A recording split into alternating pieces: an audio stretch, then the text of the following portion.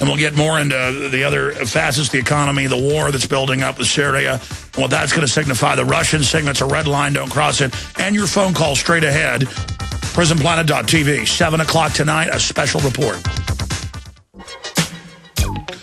Look, a lot of people say, be optimistic, be positive. If you're about to be dropped into a pit of piranhas, you need to get out of that situation, not be optimistic of, oh, maybe the piranhas won't eat me today. Because actually, I've read about piranhas. Sometimes they don't attack. You got like a 50-50 chance you drop in the pit of piranhas that they're not going to start biting. But if that first one bites and there's blood in the water and they smell it, it's over. And the elite have written all these books, publications. We talk about them. We read the quotes all the time.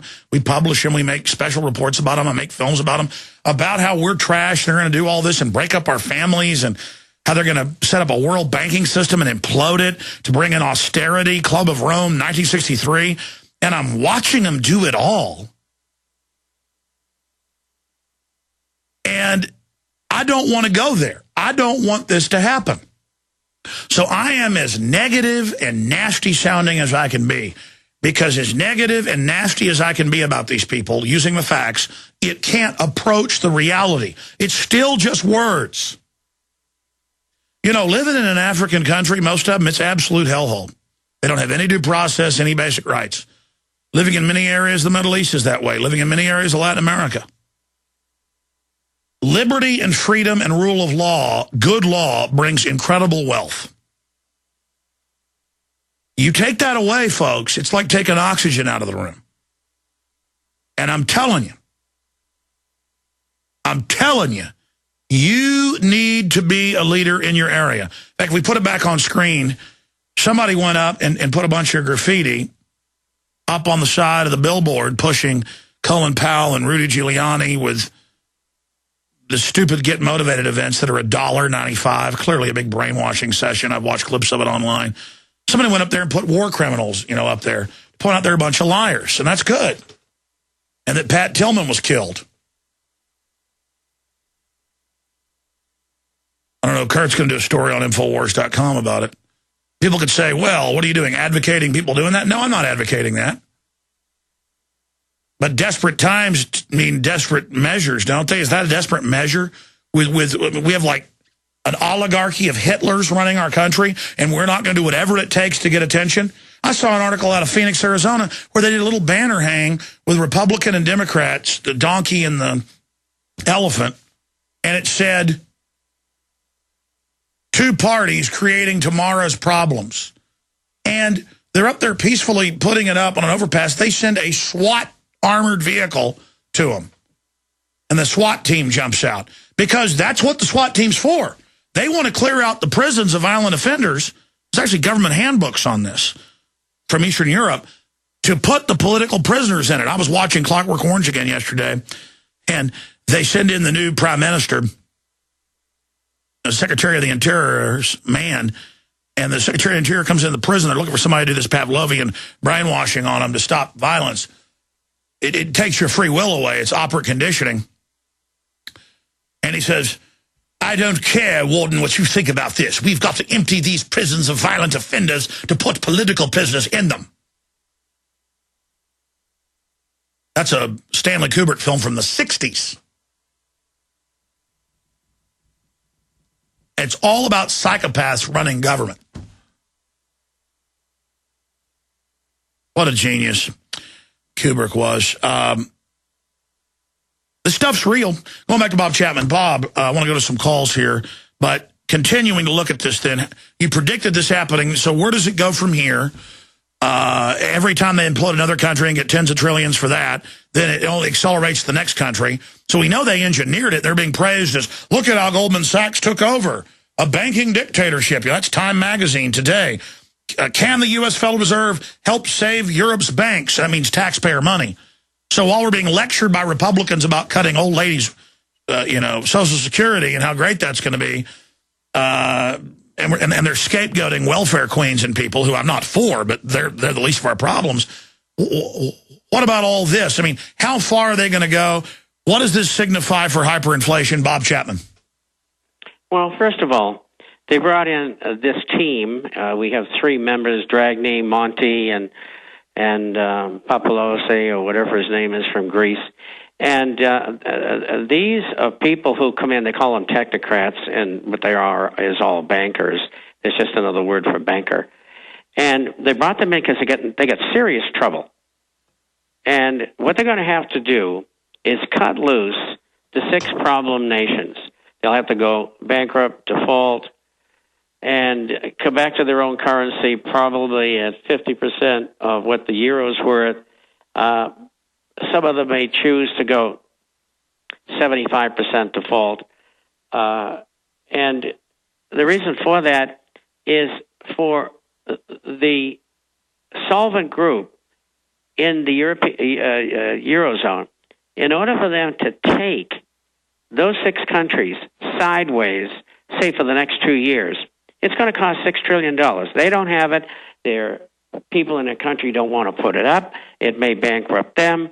So they're going to have 8 or 10 or 11 members of the Eurozone. The rest of them will be gone. And they expect that they're going to be able to put together a stronger Eurozone.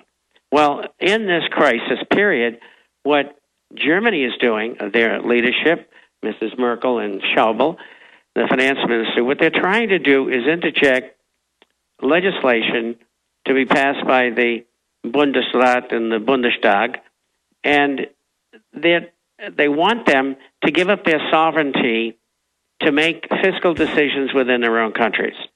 Once they've got that accomplished, if they can, then they can sort of button down all of Europe.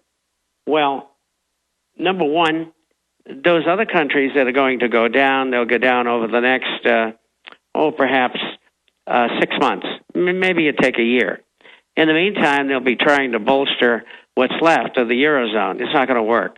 And the main reason why is that they're going to have to absorb all this debt as these other countries default. And then on top of that, they're going to have to ring circle, accumulate the circle of wagons, so to speak, and bail out every bank in Europe because they're all broke. Now, that alternative is monetizing and extremely inflationary. And they don't want that, but they're going to get it anyway. And that should make the wheels fly off the Eurozone. How long? Probably a year or 2. Nothing happens overnight. I keep on reading, the end is near. Well, I've been listening to that for years.